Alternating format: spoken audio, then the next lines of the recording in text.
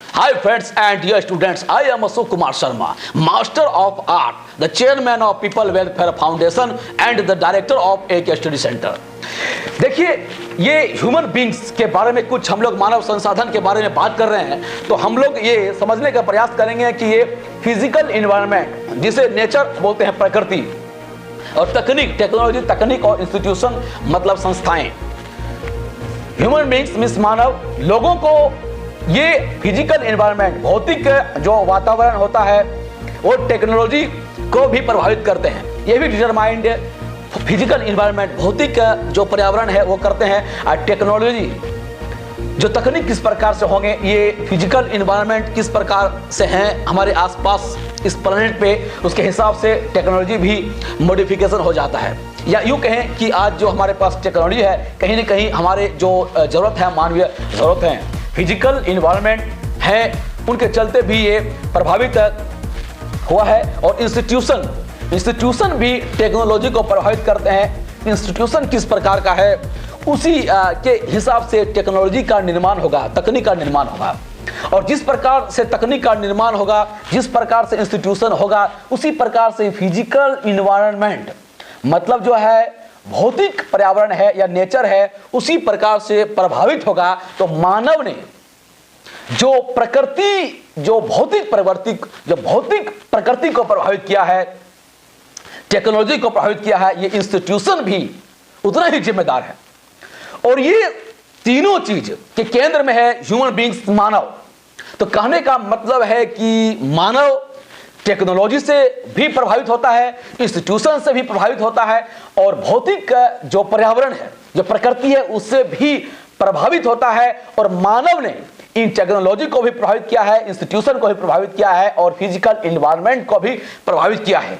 Institution ने technology को प्रभावित किया है, टेक्नोलॉजी, तकनीक ने भौतिक पर्यावरण को प्रभावित किया है, नेचर को प्रभावित किया है। तो एक एलिमेंट्स, एक तत्व ने दूसरे एलिमेंट्स को प्रभावित किया है। कहने का मतलब है कि इंटरडिपेंडेंसी, अन्योन्याश्रय, परस्पर निर्भरता, परस्पर क्रिया और प्रतिक्रिया एक दूसरे पर होता है।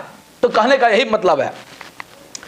रिसोर्स के बारे में हम लोगों ने पढ़ा, एक बार हम लोग रिकैप कर लेते हैं कि रिसोर्स कितने प्रकार के होते हैं। तो रिसोर्स को मोटा मोटी हम लोग natural, human, renewable, non renewable, structures, institution and quality and quantity में बांटा है। रिसोर्सेस, जिसको हम लोग संसाधन कहते हैं, संसाधन को हम लोग प्रकृति में, प्राकृतिक संसाधन में बांटते हैं, और मानव द्वारा कृत संसाधन में बांटते हैं। प्रकृति द्वारा कृत संसाधन को फिर हम लोग रिन्यूएबल, नवीनीकरण योग्य और गैर नवीनीकरण योग्य में बांट देते हैं। नवीनीकरण योग्य संसाधन में जो लगातार सतत रूप से जो संसाधन मिलते हैं, जैसे हवा और पानी, और रिन्यूएबल संसाधन में जो जैविक संसाधन है, जैविक संसाधन में नेचुरल वेजिटेशन में जैसे पेड़ पौधे, जंगल वगैरह आते हैं, और वाइल्ड लाइफ मतलब जंगली जीव जंतु आते हैं। ये हमारा जैविक संसाधन, बायोलॉजिकल संसाधन का एग्जाम्पल है। नॉन रिन्यूएबल संसाधन, प्रकृति के द्वारा संसाधन में कुछ ऐसे संसाधन है जो नॉन रिन्यूएबल हैं, मतलब उन्हें फिर से नवीकरण नया नहीं किया जा सकता है। गैर नवीनीकरणीय संसाधन है, उसे भी रिसाइकलेबल और नॉन रिसाइकलेबल संसाधन में बांटा गया है। रिसाइकलेबल मतलब होता है पुनर्चक्रणीय संसाधन के रूप में, जिसे फिर से उसे हम लोग इस्तेमाल कर सकते हैं, एक बार खत्म होने के बाद उसे फिर से चक्रित करके इस्तेमाल कर सकते हैं। और एक होता है नॉन रिसाइकलेबल जो संसाधन है, जिसका एग्जांपल है फॉसिल फ्यूल। फॉसिल फ्यूल का मतलब जैसे होता है डीजल, पेट्रोलियम, ये सब चीज है, एक बार जब खत्म हो जाएगा तो दोबारा हम इसे नहीं बना सकते हैं। कारण है कि इसे बनाने में, पेट्रोल को बनने में, डीजल को बनने में लाखों वर्ष, लाखों करोड़ों वर्ष का समय लगा है। कोल भी एग्जांपल ले सकते हैं, इसे भी बनने में मिलियंस ईयर्स टाइम लगा, लाखों वर्ष समय लगा है, और लाखों करोड़ों वर्ष का समय हम लोग उस टाइम को, प्रोसेस को नहीं कर सकते हैं। तो ये नॉन रिन्यूएबल और नॉन रिसाइकलेबल ये संसाधन है, इसे जानना होगा। ह्यूमन में स्ट्रक्चर एंड इंस्टीट्यूशंस, मानव के द्वारा जो संसाधन होते हैं, इंस्टीट्यूशन वगैरह जैसे हॉस्पिटल हो गया, गवर्नमेंट हॉस्पिटल्स या बड़े बड़े प्राइवेट हॉस्पिटल्स हो सकते हैं, या इस प्रकार के जो इंस्टीट्यूशंस हैं, मान जैसे एग्जांपल्स ले लीजिए कि यूनाइटेड स्टेट्स ऑफ अमेरिका, कोई इंस्टीट्यूट हो सकते हैं, एजुकेशनल इंस्टीट्यूट हो सकते हैं। ये संसाधन के प्रकार हैं, जिस प्रकार से ये आज जो पीपल वेलफेयर फाउंडेशन है हमारा, ये भी एक संसाधन है।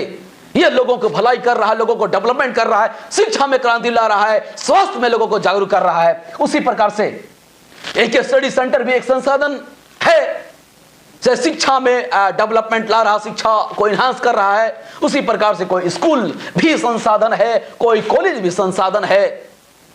ये मानव द्वारा कृत संसाधन होता है। उसी प्रकार से एक क्वांटिटी एंड क्वालिटी संसाधन भी है जो मानव के द्वारा बनाया गया है। कुछ फिगर रूप में भी देख सकते हैं संसाधन। सोलर एनर्जी ये भी एक संसाधन है, सूर्य के द्वारा जो विद्युत उत्पादन करते हैं ये संसाधन है। विंड एनर्जी, हवा के द्वारा जो हम लोग विद्युत का उत्पादन करते हैं और इससे विद्युत से फिर सारा चीज को हम लोग करते हैं, ये हवा भी एक संसाधन है। हाइड्रो इलेक्ट्रिसिटी, पानी के द्वारा जनरेटर का इस्तेमाल करके हम लोग इलेक्ट्रिसिटी का उत्पादन करते हैं, यह भी एक संसाधन है। कोल प्लांट, कोयला के द्वारा जो हम लोग प्लांट बनाते हैं, विद्युत का उत्पादन करते हैं और बहुत सारे जो कारखाने बहुत सारा मशीन को चलाते हैं और वो बहुत सारा चीज का उत्पादन करते हैं, ये भी एक संसाधन है। बहुत सारा ये कोल प्लांट वगैरह, बहुत सारा फैक्ट्री वगैरह है, ये सब भी संसाधन के प्रकार हैं।